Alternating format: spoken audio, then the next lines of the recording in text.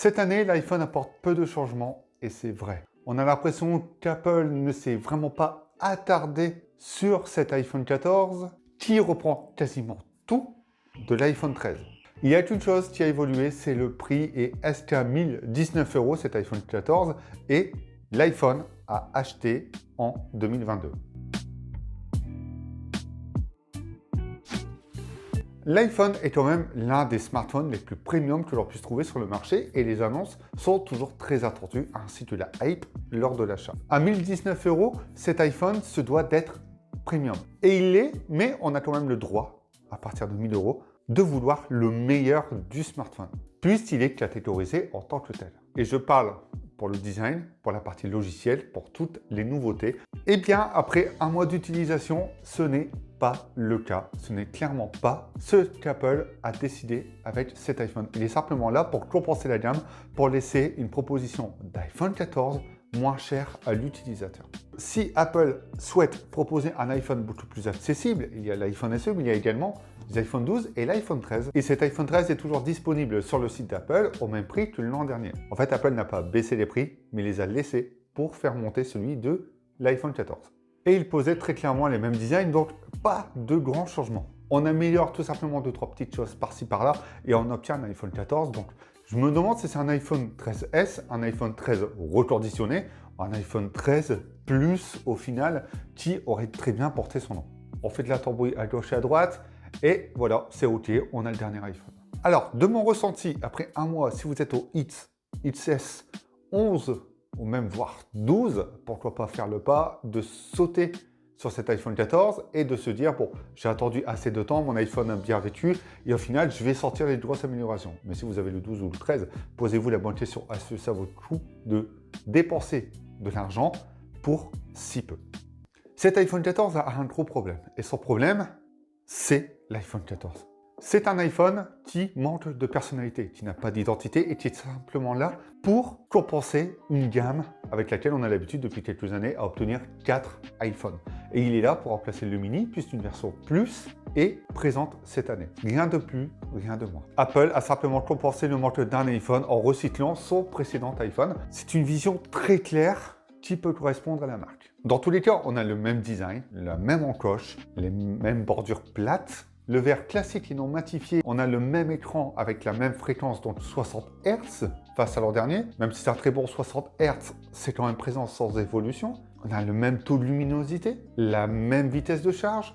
On aurait peut-être aimé avoir Dynamic Island au final dessus, ou même simplement l'Always On Display pour créer une pseudo-évolution logicielle ou matérielle, et là, ce n'est pas le cas. Il y a de quoi quand même être un poil déçu d'avoir un iPhone qui n'apporte rien, hormis iOS 16, qui était également présent sur l'iPhone 13. Vous allez beaucoup en entendre parler, puisque oui, la différence, comme dit, est très très minime. On a les mêmes haut-parleurs et on a le même module photo, puisque des coques d'iPhone 13 passent très très bien sur cet iPhone 14, ce qui peut vous faire une économie si vous basculez de l'un à l'autre. Le gros plus, le gros changement apporté sur celui-ci, c'est bien évidemment les capteurs photo qui ont donc évolué, mais aussi un cœur supplémentaire GPU et on passe de 4 à 6 Go de RAM.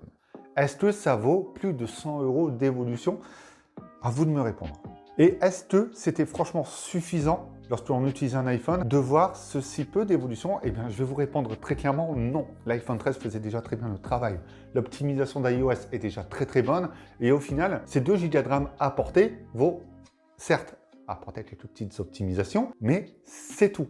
Et sincèrement, on va le voir plus tard dans la vidéo, ça aurait pu servir pour la photo, mais au final, il n'en est rien. Si vous voulez un smartphone beaucoup plus premium, avec un plus petit notch, une excellente partie photo et de très très bonnes performances, du moins si vous voulez cet iPhone en mieux, vous partez sur un iPhone 13 Pro. Très clairement, vous en aurez pour pas plus cher et vous aurez un smartphone qui sera tout à fait excellent dans le temps et qui a les mêmes composants. Rien n'empêche que le smartphone est très qualitatif, qu'il est très agréable à utiliser, que c'est toujours un plaisir d'utiliser un iPhone, mais cette année, c'est un peu compliqué d'être satisfait face à ce qu'on avait eu l'an dernier.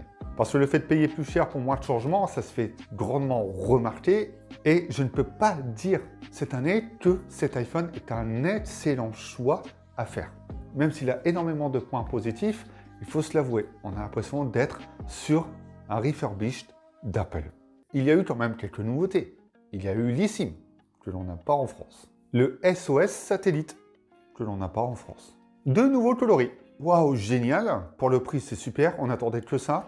Et la détection d'accidents, notamment en voiture lorsque vous ferez des tonneaux, ce qui arrive très régulièrement au cours d'une journée et qui n'est quasiment pas utile puisqu'il y a certaines de ces détections intégrées dans l'iPhone avec la puce GPS notamment. Donc au final, c'est très minime et la plupart ne sont pas disponibles en France. Donc très peu d'évolution. D'expérience, depuis l'iPhone 12, je trouve que c'est un format idéal. Pas trop grand, pas trop petit.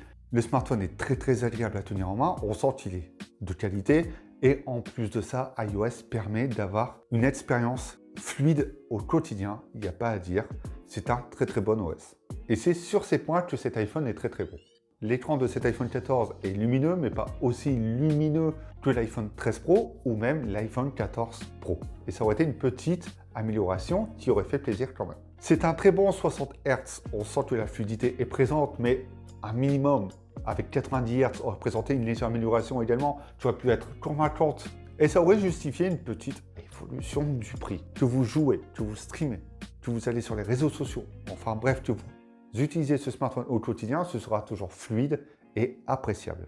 Les améliorations d'iOS 16 se font ressentir. On a quand même un OS qui est beaucoup plus personnalisable, même si certains menus sont toujours un peu fouillis pour ma part. Je prends toujours exemple de l'application photo où il faut aller dans les réglages, trouver l'application et faire les paramètres où on ne peut pas sélectionner tout simplement ces paramètres depuis l'application.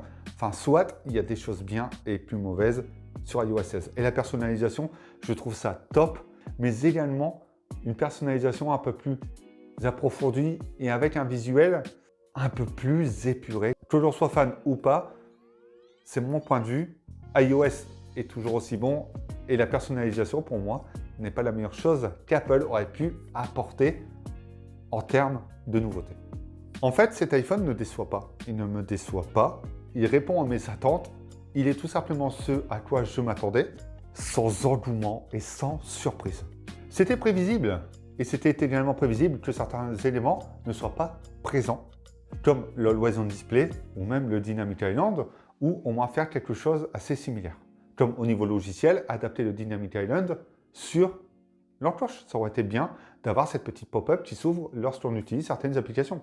Ce n'est qu'un exemple. Et ça aurait pseudo-justifié une pseudo-évolution et une pseudo-montée du prix, encore une fois.